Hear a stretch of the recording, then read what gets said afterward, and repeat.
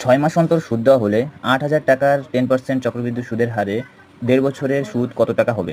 দেখো এখানে 6 মাস অন্তর সুদ তো সাধারণত 1 বছরে দেয়, এখানে 6 মাস অন্তর দিয়েছে অর্থাৎ 2 দিয়ে ভাগ করে দিয়েছে, তাই আমরা এই পার্সেন্টটাকেও 2 দিয়ে ভাগ করে দেবো, আবার বছরটাকে 2 দিয়ে গুণ করে দেবো। এটা কেন করলাম জানতে হলে অবশ্যই কমেন্ট করো। তাহলে কি হবে, 3 বছর হয়ে যাবে আর এটা সুদের হার কত হয়ে যাবে, 5 হয়ে যাবে। তাহলে 5% মানে কিন্তু এরকম 5/100, এটাকে আমরা 1/20 লিখতে পারি। তাহলে 20 টাকা যদি আসল হয়, সুদে আসলে কত হবে, 21 টাকা। এবার কত বছর বলেছে, 1.5 বছরকে আমরা 2 দিয়ে গুণ করার জন্য 3 হয়ে গেছিলো, তাহলে এটা আমরা 3 বার নিয়ে নেবো।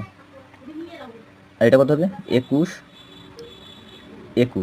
এটা গুণ করলে কত হবে 8,000, আর এটা হবে কত 9,261।